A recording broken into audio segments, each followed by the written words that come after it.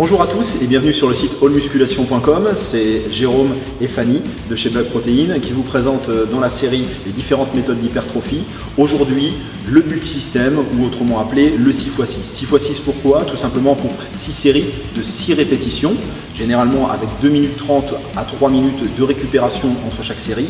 C'est une méthode visant la masse musculaire, à obtenir de la masse. Ça veut dire quoi pour les connaisseurs? Hypertrophie myofibrillaire, ça c'est évident, développement des myofibrilles, mais également c'est vrai tout ce qui va entourer la cellule, hypertrophie sarcoplasmique, conjonctive. On travaille vraiment sur différentes méthodes. On a également une sollicitation au niveau de l'influx nerveux, c'est-à-dire la force. On va prendre un petit peu en force. C'est une méthode extrêmement efficace pour la prise de masse musculaire.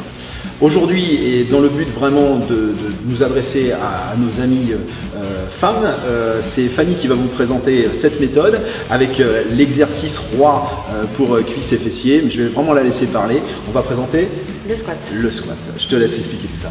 Donc, comme beaucoup de femmes, on recherche, enfin les bikinis, on recherche le galop des cuisses et des fessiers. Je veux juste préciser une chose, c'est que les filles, vraiment chargez vos barres, mettez du poids. C'est pas parce que vous allez avoir des barres assez lourdes sur votre dos que vous allez devenir énorme, parce que c'est très difficile de prendre du muscle et de prendre des fessiers. C'est parti? C'est parti.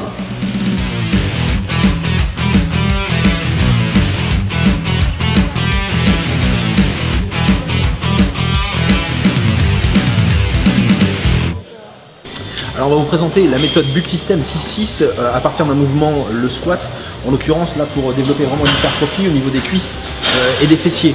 Tu vas nous faire la démonstration, c'est un peu le mouvement de base pour les filles, c'est ça hein? Tout à fait, ouais. Le squat, oui, mouvement de base à faire tout le temps quoi, avec le soulevé de terre qu'on verra tout à l'heure. D'accord, donc en fonction des méthodes, tu reviens souvent sur le squat? Toujours sur le squat. Toujours sur le squat. En termes de sécurité, on va rappeler quand même pas mal de petites choses, faire attention. Le placement très important, je vais expliquer au fur et à mesure. Ok. Là, je vois que tu n'as pas de mousse. Hein. Voilà, alors si ça vous arrive en salle, que oui, il n'y a pas de mousse pour vous protéger au niveau de la barre, prenez une serviette, voilà, simple, vous l'enroulez autour de la barre pour vous protéger en fait au niveau des trapèzes. Alors justement, le positionnement de la barre, souvent on voit un positionnement au niveau de la nuque. Hein. Faut pas la poser trop haut la barre, il va falloir la poser en haut sur le trapèze supérieur, entre les deux épaules finalement. Donc là on vérifie toujours si la barre est bien alignée, qu'il n'y ait pas un côté plus long que l'autre. Donc là je vois que je suis bien alignée. Vérifier les poids également. Voilà, on vérifie bien si on a la même charge des deux côtés. On y va, on positionne bien la barre au niveau des trapèzes, pas sur la nuque, les pieds, la jambe bassin, le fessier en arrière et on vient décoller.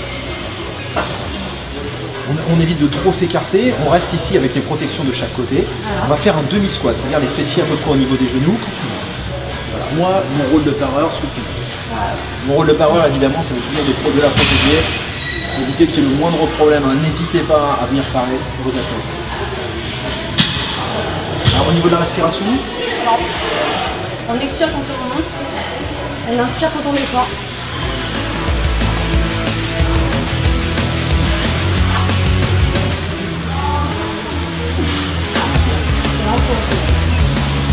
Alors on s'assure toujours que les deux côtés sont bien posés, hein, c'est aussi le rôle du parent et son rôle à elle.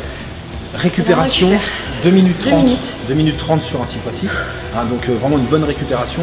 Il ne faut pas oublier également que sur ce genre d'exercice, on va toujours avoir besoin vraiment de très attentionner et à la récupération et à l'exécution et à la respiration. Vraiment c'est un ensemble de choses. On va tourner à peu près, exactement à 6 séries de 6 répétitions. Donc le fameux Bug System 6x6. Surtout quand vous avez terminé votre série, ne pas s'asseoir. Toujours rester actif et rester debout et marcher pour récupérer pendant les 2 minutes. Très efficace. Attention, ne vous attendez pas à avoir une sensation de congestion au niveau des fessiers, au niveau des cuisses. Très difficile hein, d'avoir cette sensation de brûlure. Vous l'aurez plus facilement évidemment soit sur du cardio, soit sur des exercices très longs, par exemple qu'on pourra trouver sur du body bar. Là en l'occurrence en 6x6 ça va être difficile. Mais rassurez-vous, l'effet d'hypertrophie myofibrillaire est juste excellent. C'est le mouvement absolu pour la masse des cuisses et des fessiers. Autre erreur à éviter, descendre trop bas. Évidemment, plus vous allez descendre bas, plus vous allez solliciter le muscle fessier. D'un autre côté, on va venir trop tirer sur le tendon rotulien, hein, ici, tendon quadrocipitale, et se faire mal au genou.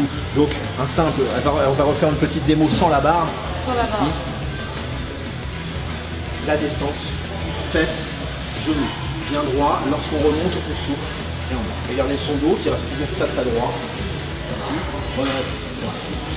Toujours le menton très droit. Si ça peut vous aider, peut-être le regard vers le haut en remontant et en soufflant. On n'hésite pas à céder également en poussant dans les mains. Évidemment, les mains ne décolleront pas votre barre, mais ça va vous donner un élan vers le haut. Ça va vous éviter de partir vers l'avant.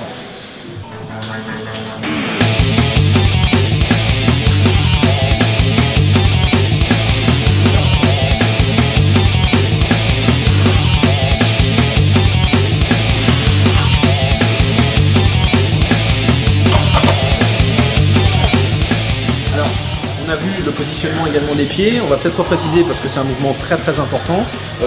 J'ai vu que tu positionnais tes pieds à peu près à largeur épaule. Largeur bassin, ouais. Quelle différence éventuellement si on positionne différemment, on va avoir une différence? C'est simplement qu'on va moins solliciter les cuisses, qu'on va plus solliciter les adducteurs. Si je prends plus large, forcément je vais travailler ici. Voilà, donc tout ce qui est travail d'adducteur, c'est vrai qu'au-delà des machines adducteurs, le squat large, on peut faire un squat très large également qu'on appelle le squat sumo. Donc là, dans ces cas-là, voilà, qui est très large. Attention, ça va être plus difficile d'antéverser le bassin sur un squat sumo, hein, donc on aura tendance à être un peu trop rétroversé, donc on s'appliquera à garder le dos parfaitement droit. C'est bon pour le squat, on le sent, hein. Ouais. On le sent.